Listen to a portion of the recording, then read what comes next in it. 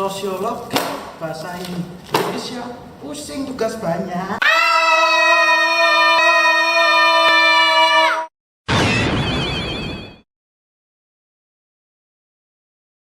Hai, kalian pernah mengalami masalah yang sama? Tugas menumpuk, bosan dengan cara mengajar guru yang konvensional? Ini solusinya. Collaborative learning atau pembelajaran kolaboratif adalah model pembelajaran yang memadukan mata pelajaran yang mempunyai kompetensi dasar yang berkaitan untuk menghasilkan satu proyek bersama yang merupakan perwujudan dari pemahaman peserta didik secara komprehensif dari setiap mata pelajaran yang dikolaborasikan. Why CL? Karena collaborative learning mampu mengasah keterampilan abad 21 peserta didik, yaitu keterampilan 6C: communication, creativity, collaboration, compassion, critical thinking, dan computational logic. Selain itu, collaborative learning juga bisa meningkatkan efektivitas dan efisiensi proses pembelajaran, terutama pembelajaran di masa pandemi ini, yaitu pembelajaran jarak jauh. Yang ketiga, collaborative learning juga efektif untuk mengurangi tugas peserta didik yang menumpuk.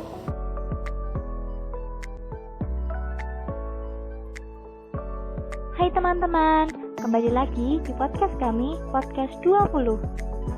Tema kami kali ini yaitu menghidupi budaya baru di era digital. Podcast kami ini tidak kalah asyik dengan podcast-podcast sebelumnya loh. Wah, kira-kira seasik apa ya? Daripada penasaran, yuk kita mulai aja. Yang keempat, collaborative learning juga bisa mengasah soft skills peserta didik melalui prosesnya, yaitu kemampuan untuk bekerja sama dengan peserta didik yang lain, kemampuan untuk berkomunikasi, dan kemampuan untuk membagi waktu misalnya. Halo Pak Ari, selamat siang. Halo, selamat siang Tranggono, juga Mas Syal. Ya ini Pak, saya ada kesusahan dengan tadi sosiologinya. Jadi sosiologinya itu kan tentang perilaku menyimpang. Jika kami menceritakannya perilaku orang lain yang menyimpang di daerah, di lingkungan sekitar kami, itu gimana Pak? Baik Pak Ari, mengerti. Terus kalau bentuknya dibuat seperti iklan Wonderful Indonesia gitu. Jadi nge-spotlight budaya-budaya lokal, lalu perilaku remaja di lingkungan-lingkungan tersebut gitu, gimana bentuknya buat iklan? Yang terakhir, hasil dari collaborative learning ini juga mampu memberikan pengaruh kepada masyarakat melalui program Digital Society atau masyarakat digital, karena pada akhirnya tugas akhir atau produk akhir peserta didik akan peserta didik share melalui media sosial.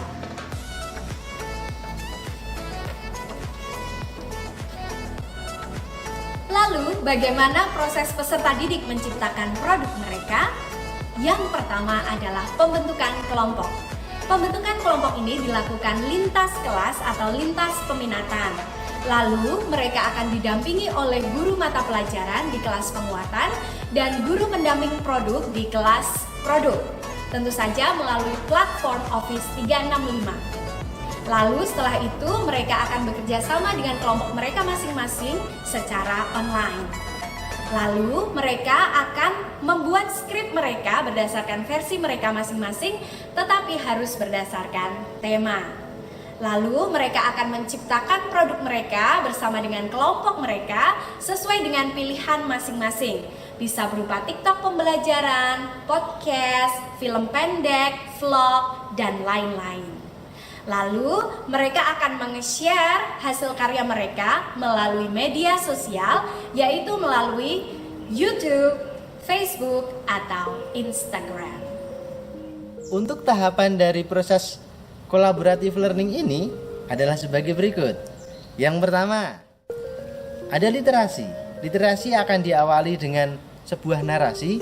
Ini untuk menumbuhkan kemandirian anak dalam mencari, membaca, dan juga menganalisis sumber yang sudah mereka cari. Yang kedua, ini ada merancang desain. Di sini akan diawali dengan pemilihan produk. Produk yang anak-anak pilih ini harus berbeda dengan produk yang sudah mereka pilih sebelumnya. Hal ini dimaksudkan agar anak-anak itu bisa lebih menguasai dari satu produk.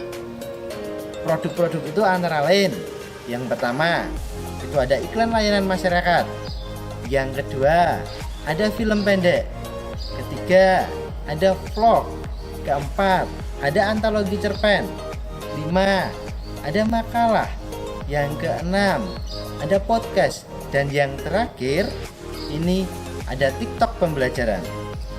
Selanjutnya tahapan yang ketiga itu adalah pembuatan produk. Dalam pembuatan produk ini anak-anak itu dikumpulkan dalam pilihan produk yang sama lalu dibagi dalam kelompok-kelompok kecil. Kelompok-kelompok itu terdiri dari 3 sampai 4 anak. Nah, di sini mereka berbeda jurusan peminatan. Ada yang peminatan IPS, peminatan IPA, ataupun juga bahasa dan budaya. Lalu mereka juga akan didampingi oleh guru produk sekaligus guru mata pelajaran juga ikut dalam pendampingan isi dari produk itu. Lalu yang terakhir adalah publikasi.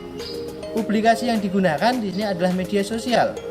Media sosial yang digunakan ada YouTube, ada Instagram, ada Facebook, dan yang terakhir adalah di TikTok.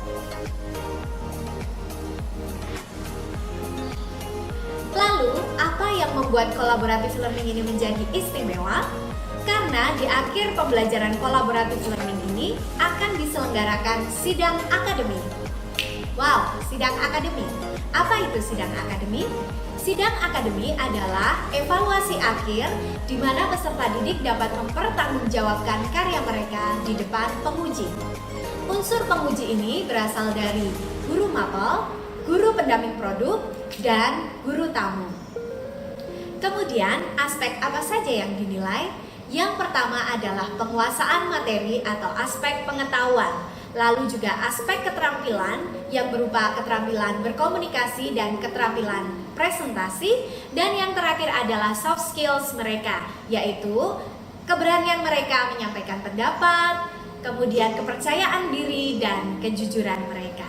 Oke, terima kasih untuk anggota podcast 28.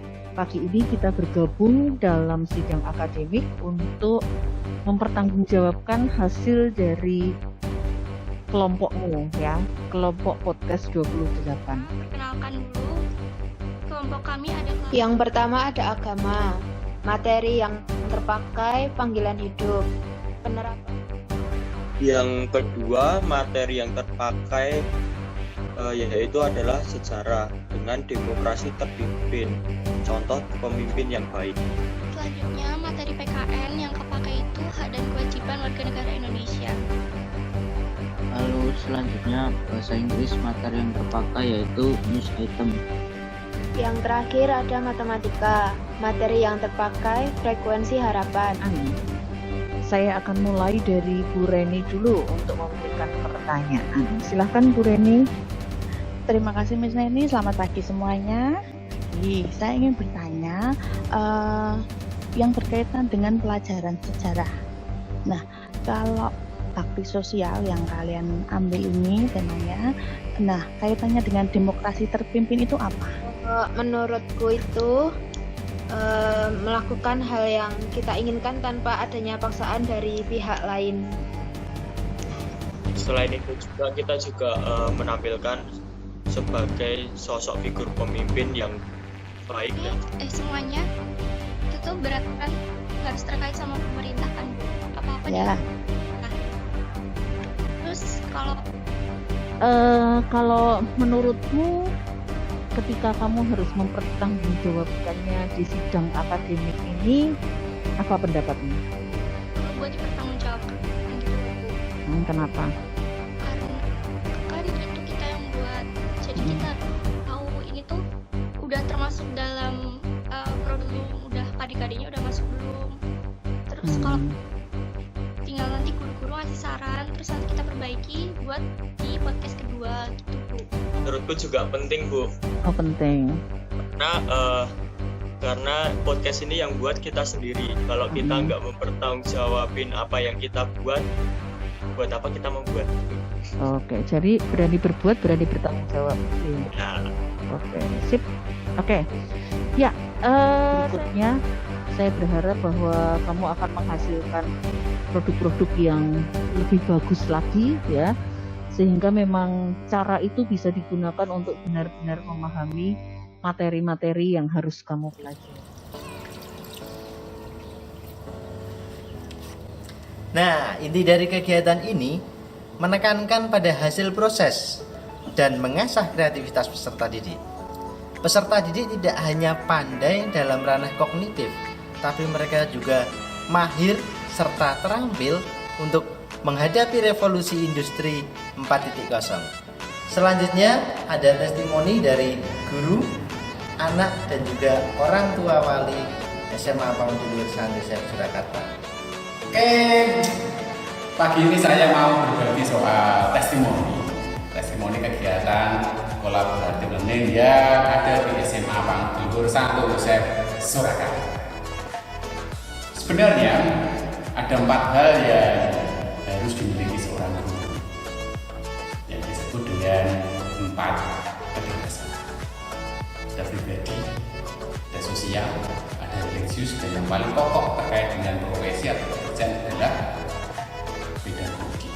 Nah, lembaga yang baik atau sekolah yang baik, yang keren, itu kalau bisa mendukung keempat hal tadi itu berkembang dengan maksimal. Dengan diberlakukannya program kolaboratif learning, itu secara tidak langsung keempat hal tadi itu terakomodasi. Dengan sendirinya keempat hal tadi itu meningkat pesat dari diri masing-masing guru. Kembali ke empat hal tadi, saya tegaskan dengan contoh konkret melalui pengalaman real. Kalau kedewasaan pribadi itu jelas kami dituntut untuk menguasai emosi kami berhadapan dengan kegiatan PJJ yang tidak mudah. Dulu waktu masih konsepnya masih mengganti pelajaran tatap muka di kelas lalu kita pindah dengan online.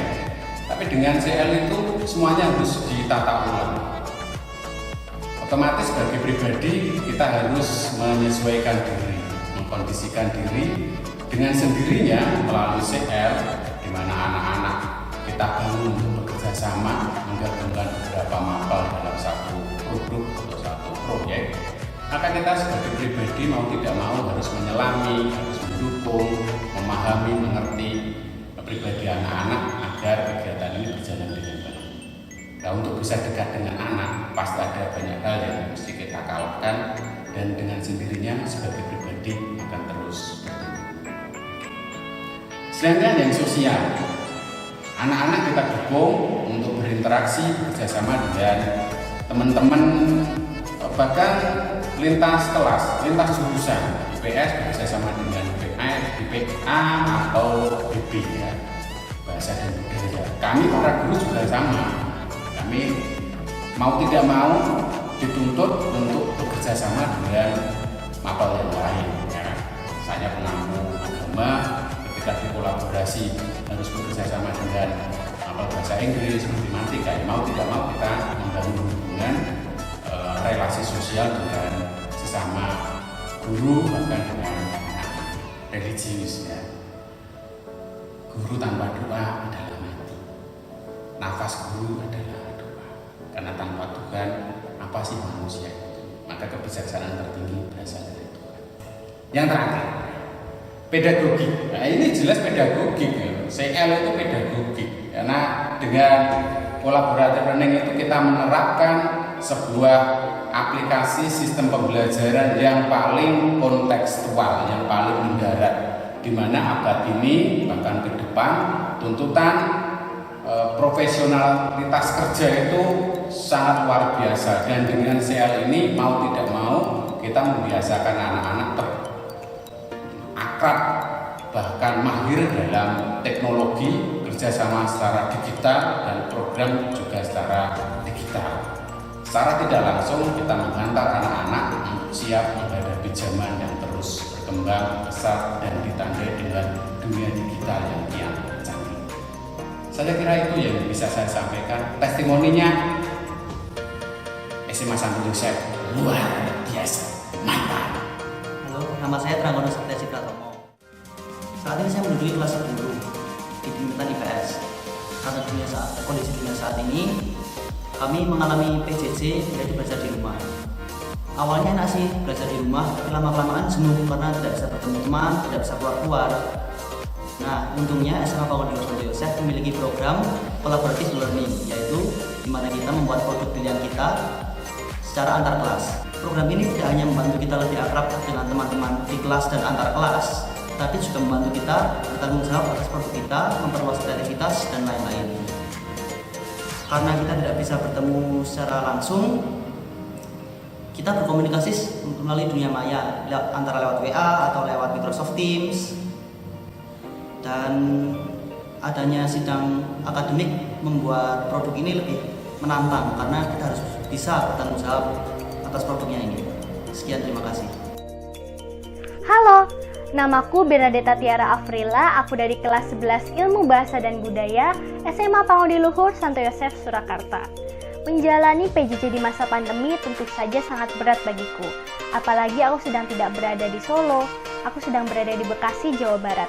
Namun, collaborative learning ini sangat membantuku untuk bisa mengembangkan semua bakat dan juga karakterku, seperti kemampuanku untuk berpikir kritis, kemampuan berliterasi, kemampuan untuk bisa bersosialisasi, dan juga untuk lebih disiplin. Aku juga menjadi seseorang yang lebih berpikiran positif dan juga peduli terhadap teman-temanku. Aku juga mengalami banyak sekali pengalaman real yang aku dapatkan selama menjalani collaborative learning, seperti kemampuan untuk berpublic speaking, untuk berkolaborasi dengan teman-teman, dan juga bisa lebih bertanggung jawab terhadap semua tugas dan tanggung jawabku. Semoga saja collaborative learning ini bisa semakin banyak diterapkan di lebih banyak sekolah, sehingga PJJ dan juga pembelajaran bisa lebih fun dan juga lebih seru. Halo semuanya, perkenalkan, saya Panca. Saya Yusi. Kami orang tua dari Benadina Renata Naomi, kelas 10 IPS 2, SMA Pangudi Luhur Santo Yosef Surakarta. Sebagai orang tua, kami sangat bersyukur, senang, dan mengapresiasi dengan diterapkannya metode pembelajaran collaborative learning yang sudah berjalan selama 1 semester ini. Sangat banyak manfaat positif yang dapat diambil.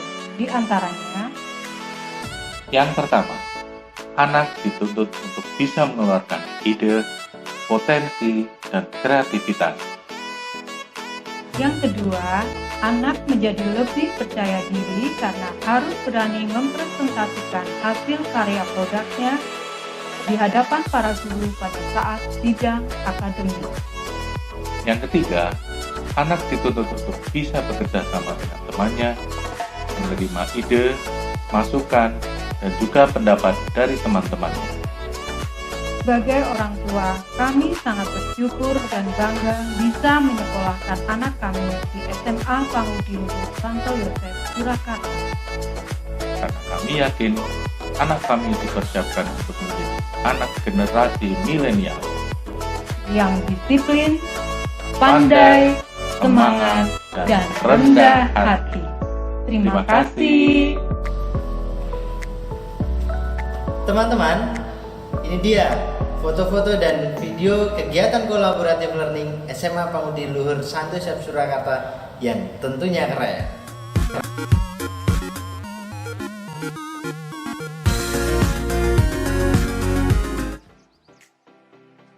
Berlanjut di SMA. Harapan awal kami adalah bertemu lagi. Namun harapan itu pupus karena terhalang dengan kondisi saat ini. Semua orang diminta tetap di rumah saja karena adanya COVID-19 yang menghalangi semua kegiatan orang serta untuk menghindari penularan lebih banyak.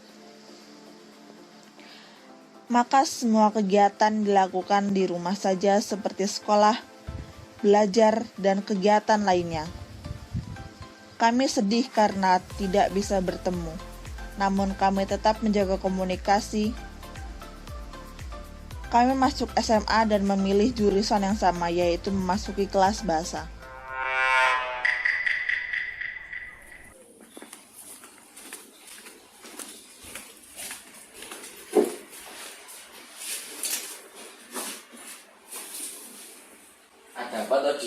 kok pulang-pulang langsung marah kayak gitu? Kenapa Todi?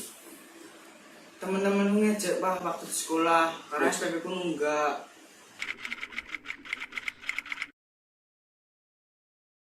Ya gimana ya Di? Bapak ini kan di PHK Di. Lagi ini kan lagi corona. Bapak juga nggak dapat gaji. Nah kan Bapak kan bisa cari kerja baru. Ya udah sebulan ini Bapak nyari kerjaan baru Di. Tapi ya sampai sekarang ya belum nih karena corona ini. Yaudah, Adi mau dulu. Sekarang ada informasi secara digital yang bisa mempermudah kita dalam meningkatkan kreativitas dan komunikasi. Iya, apalagi di masa pandemi ini kita nggak bisa beraktivitas secara langsung, tapi tidak menutup kemungkinan untuk membuka usaha sendiri. Kita dapat memanfaatkan teknologi ini untuk mencari ide peluang yang keren-keren buat usaha kita. Contohnya membuat kerajinan dari barang bekas di sekitar. Iya, bener banget tuh. Di Google banyak banget. Aku pernah bikin hiasan dinding dari limbah plastik loh. Itu hasilnya keren banget. Cara buatnya juga gampang banget.